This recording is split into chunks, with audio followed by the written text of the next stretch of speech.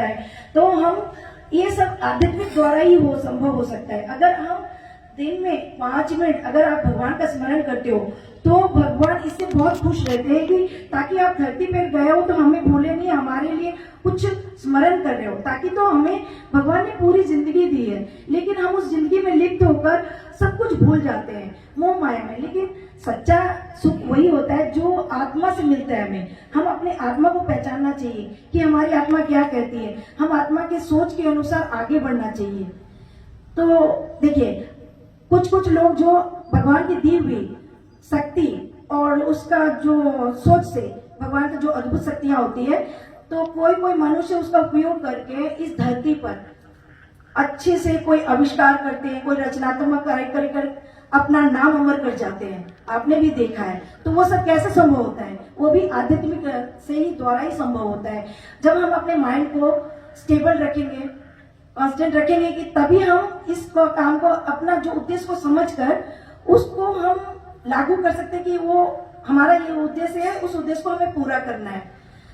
तो यहाँ जो भी हम माने स्मरण करके कुछ भी कार्य करते हैं तो प्रभु के पास हमारे जाते हैं। हमें कोई यहाँ पर हम जिस कल्चर में रहते हैं तो वो कल्चर हमें बहुत कुछ सिखाती है, उससे हमें प्रेरणा भी मिलती है। लेकिन कल्चर क्या होता है ना कि कभी कभी हमें उस कल्चर में भी चले जाते हैं कि जो पूरा बैक में चले जाते हैं। तो हम उसमें उसको नहीं लेना, हमें अच्छाइयों को लेना है, बुराइयों को नहीं लेना है। तो बहुत सारे लोग क्या करते हैं कि बुराइयों को एक्सेप्ट कर लेते हैं, अच्छाइयों को नहीं करते हैं। तो इससे क्या होता है कि हमारे घर परिवार में भी बहुत सारे श्रृंखलाएं आती है, जैसे कि बहुत कलेश आता है। तो हम इसमें एक नारी का भी योगदान होता है। नारी भी बहुत माने एक होते है ना नारी शक्ति, नारी ही घर को बनाती है, नारी ही सब कुछ करती है। लेकिन क्या होता है कि कभी कभी नारी को भी बहुत कुछ सामना करना पड़ता है, बहुत त्याग करती रहती है नारी भी। लेकिन नारी को अगर पुरुष भी समझ सके तो पुरुष भी उनका हमेशा सपोर्ट करते रहे तो नारी और भी 4 काम कर सकती है, और भी उनको उनके घर को भी स्टेबल कर सकती है और आगे बढ़ा सकती है।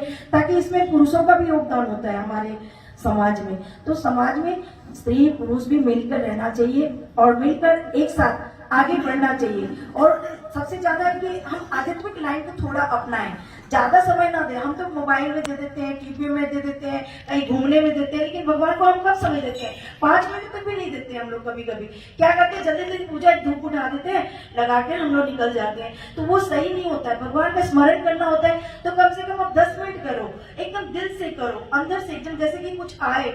तो हम भगवान को स्मरण करते हैं तो हमें वो एक अद्भुत शक्ति भी आती है। जो आप मेडिटेशन करते हो, हमें बोलते हैं कि योगा करो, मेडिटेशन करो, तो वो क्या होता है, योगा मेडिटेशन में तो बहुत कुछ मिल जाता है। लेकिन हम अपने घर में जो सच्ची भक्ति होती है ना, घर से ही होती है। घर ही मंदिर है, घर सब कुछ है।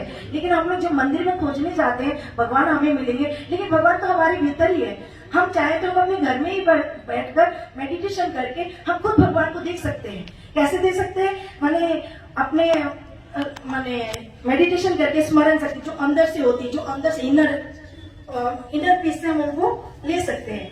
तो ये सब कार्य अगर हम लोग करें, थोड़ा सा 10 मिनट हम समय दें, तो हम भगवान को भी खुश रख सकते हैं। उससे क्या होता है कि हमारे आस पड़ोस के लोग भी खुश रहते हैं, अच्छा प्रभाव, पॉजिटिव प्रभाव जाता है हम लोगों के पास, तो वो एक अच्छा लगता है। तो उससे क्या होता है कि भाईचारा रहती है सब में। ये जो लड़ाई झगड़े होते हैं, आप तो देखते हैं दिन ब दिन न्यूज में भी देख रहे हैं, तो क्या बढ़ रहा है? सब कुछ एक दूसरे को मार रहे हैं, एक दूसरे को पीट रहे हैं। तो ये सब कैसे होता है? ये सब अंदर में उनकी शांति नहीं है, तो वो बाहर क्या करते हैं, वो वहां अपना फ्रस्ट्रेशन निकालते हैं। तो वो सही नहीं होता है। तो जो भी करना है तो आपको अंदर से ही करना चाहिए। तो बस मैं यही कहकर आपको बस अपना बात को रखती हूँ। Thank you. नमस्कार।